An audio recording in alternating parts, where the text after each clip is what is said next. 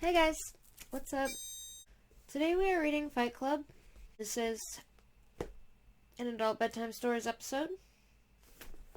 We are on chapter 6. If you're new, please subscribe. We're going to build a nice little community here where we do not treat each other like garbage. And whether you're subscribed or not, please hit that thumbs up button as well if you're loving Fight Club. And ring that notification bell so that you never miss a video. If you don't want to do any of that, I'll shut up now and start reading. Thanks. Chapter 6.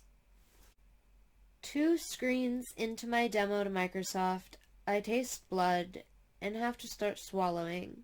My boss doesn't know the material, but he won't let me run the demo with a black eye and half my face swollen from the stitches inside my cheek. The stitches have come loose, and I can feel them with my tongue against the inside of my cheek. Picture snarled fishing line on the beach. I can picture them as the black stitches on a dog after it's been fixed, and I keep swallowing blood. My boss is making the presentation from my script, and I'm running the laptop projector, so I'm off to one side of the room in the dark. More of my lips are sticky with blood as I try to lick the blood off. When the light comes up, I will turn to consultants Ellen and Walter and Norbert and Linda from Microsoft and say, "Thank you for coming." My mouth shining with blood and blood climbing the cracks between my teeth. You can swallow about a pint of blood before you're sick. Fight Club is tomorrow, and I'm not going to miss Fight Club. Before the presentation, Walter from Microsoft smiles his steam shovel jaw like a marketing tool's tanned the color of a barbecued potato chip. Walter, with his signet ring, shakes my hand, wrapped in his smooth, soft hand, and says, "I'd hate to see what happened to the other guy." The first rule about Fight Club is, you don't talk about Fight Club. I tell Walter I fell. I did this to myself. Before the presentation, when I sat across from my boss, telling him where in the script each slide cues and when I wanted to run the video segment, my boss says, "What do you get yourself into every weekend?" "I just don't want to die without a few scars," I say. "It's nothing anymore to have a beautiful stock body. You see those cars that are completely stock cherry right out of a dealer's showroom in 1955? I always think, what a waste." The second rule about Fight Club is, you don't talk about Fight Club. Maybe at lunch the waiter comes to your table and the waiter has the 2 black eyes of a giant panda from Fight Club last weekend when you saw him get his head pinched between the concrete floor and the knee of a 200-pound stock boy who kept slamming a fist into the bridge of the waiter's nose again and again in flat, hard packing sounds you could hear over all the yelling until the waiter caught enough breath and sprayed blood to say stop. You don't say anything because Fight Club exists only in the hours between when Fight Club starts and when Fight Club ends. You saw the kid who works in the copy center. A month ago you saw this kid who can't remember to 3-hole punch an order or put colored slip sheets between the copy packets. But this kid was a god for 10 minutes when you saw him kick the air out of an accountant representative twice his size, then land on the man and pound him limp until the kid had to stop. That's the third rule in Fight Club. When someone says stop or goes limp, even if he's just faking it, the fight is over.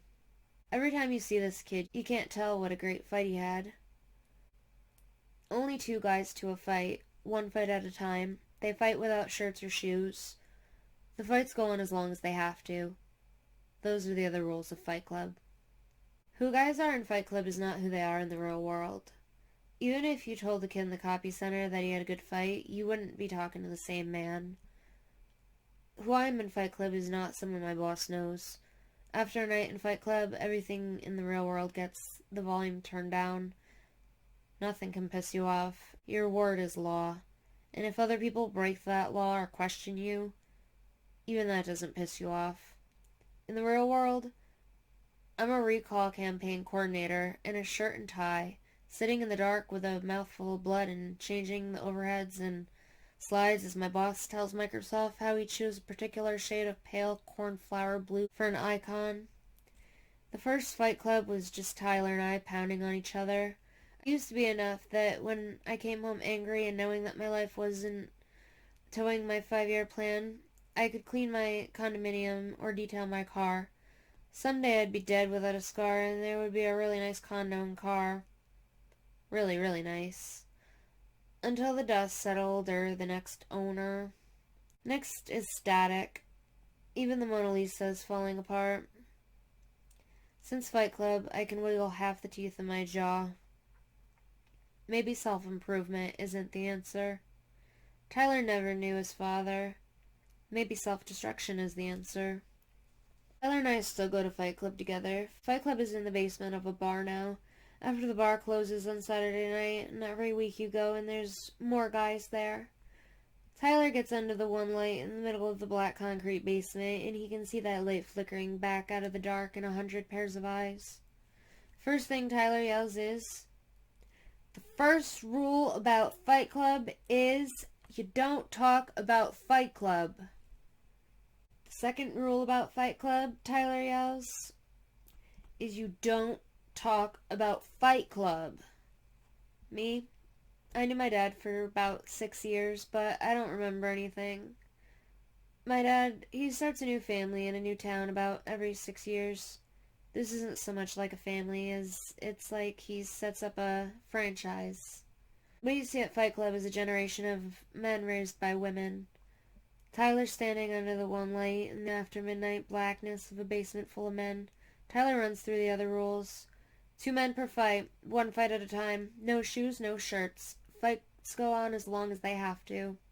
And the 7th rule, Tyler yells, is if this is your first night at Fight Club, you have to fight.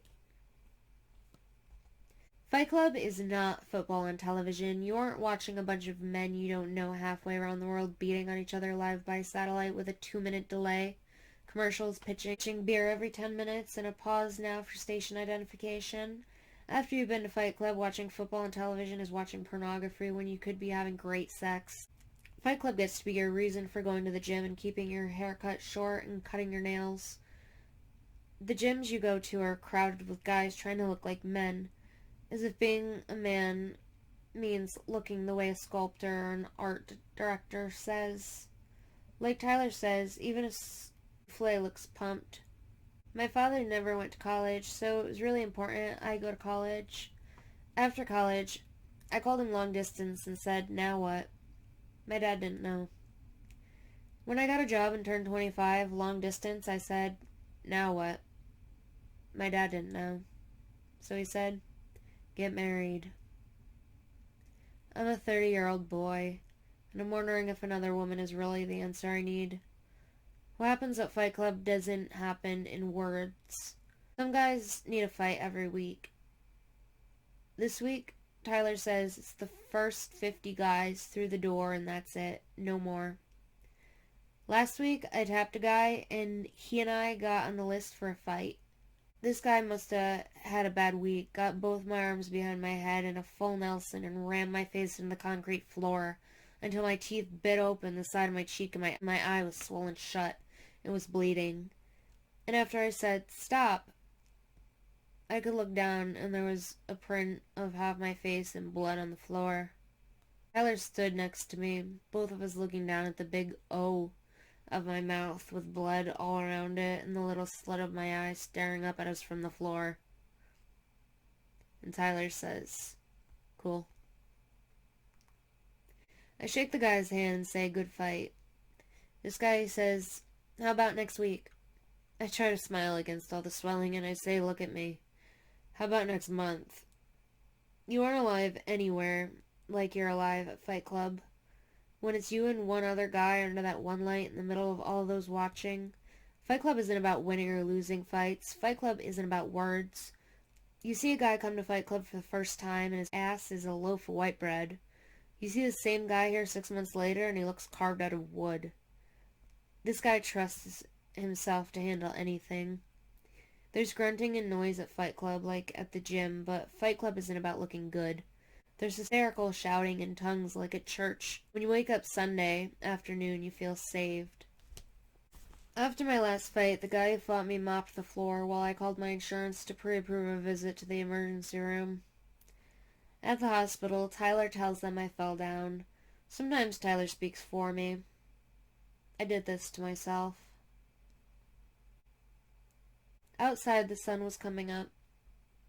You don't talk about Fight Club because, except for 5 hours from 2 until 7 on Sunday morning, Fight Club doesn't exist. When we invented Fight Club, Tyler and I, neither of us had ever been in a fight before. If you've never been in a fight, you wonder about getting hurt. About what you're capable of doing against another man. I was the first guy Tyler ever felt safe enough to ask, and we were both drunk in a bar where no one would care, so Tyler said, I want you to do me a favor.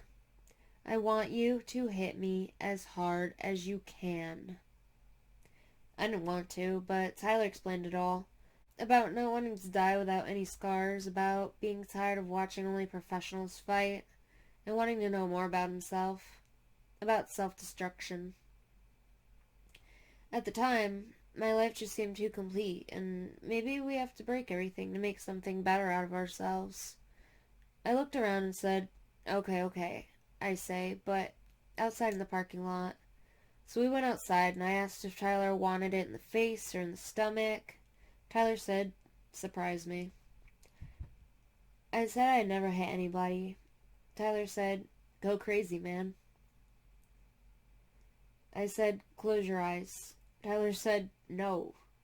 Like every guy on his first night in Fight Club, I breathed in and swung my fist in a roundhouse at Tyler's jaw like in every cowboy movie we'd ever seen. And me, my fist connected with the side of Tyler's neck. Shit, I said, that didn't count. I'm gonna try it again. Tyler said, yeah, it counted. And he hit me. Straight on. Pow! Like a cartoon boxing glove on a spring on Saturday morning cartoons right in the middle of my chest, and I fell back against a car.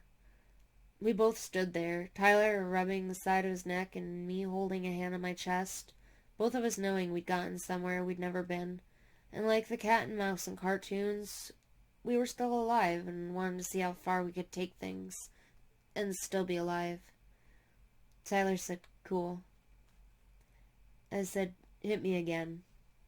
Tyler said, no, you hit me again. So I hit him again. A girl's wide roundhouse to right under his ear, and Tyler shoved me back and stomped the heel of his shoe in my stomach. What happened next and after that didn't happen in words, but the bar closed and people came out and shouted around us in the parking lot. Instead of Tyler, I felt finally I could get my hands on everything in the world that didn't work. My cleaning that came back with the cotton buttons broken, the bank that says I'm hundreds of dollars overdrawn, my job where my boss got on my computer and fiddled with my DOS execute commands, and Marla Singer, who stole the support groups from me. Nothing was solved when the fight was over, but nothing mattered. The first night we fought was Sunday night, and Tyler hadn't shaved all week, so my knuckles burned raw from his weekend beard. Lying on our backs in the parking lot, staring up at the one star that came through the street lights, I asked Tyler what he'd been fighting. Tyler said his father. Maybe we didn't need a father to complete ourselves. There's nothing personal about who you fight in Fight Club. You fight to fight. You're not supposed to talk about Fight Club, but we talked, and for the next couple of weeks, guys met in the parking lot after the bar had closed, and by the time it got cold, another bar or the basement where we meet now. When Fight Club meets, Tyler gives the rules he and I decided. Most of you, Tyler yells in the cone of light in the center of the basement full of men, you're here because someone broke the rules. Somebody told you about Fight Club, Tyler says. Well, you better stop talking or you better start another Fight Club, because next week you put your name on a list when you get here and only the first 50 names on the list get in. If you get in, you set up your fight right away if you want to fight. If you don't want to fight, there are guys who do, so maybe you should just stay home.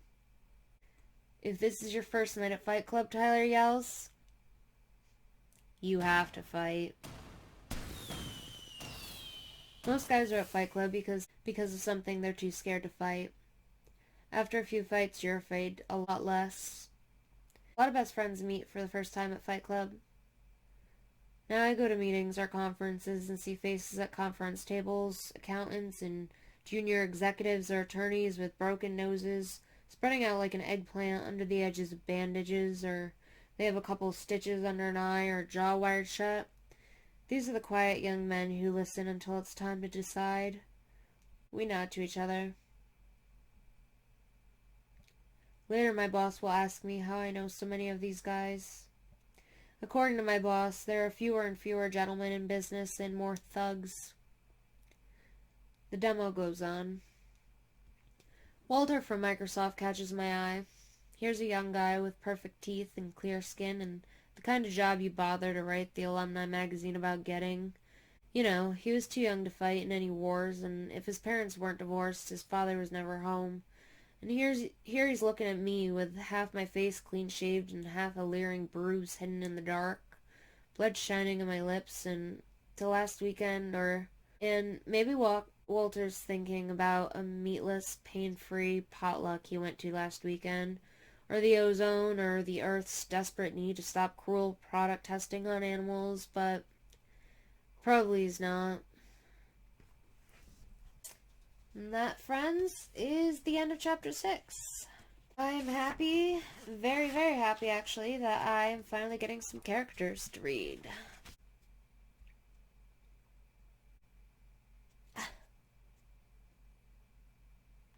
Let me give you a little tidbit of chapter 7 just so you will be sure not to miss it. And subscribe and ring that notification bell. One morning, there's the dead jellyfish of a used condom floating in the toilet. This is how Tyler meets Marla. Alright, guys, so you're not going to want to miss that. Smash that thumbs up button for that dead jellyfish. And leave me some comments on your thoughts. I want to know. That is all for tonight's Adult Bedtime Stories. I love you all. Stay healthy, happy, and sane. And safe. Don't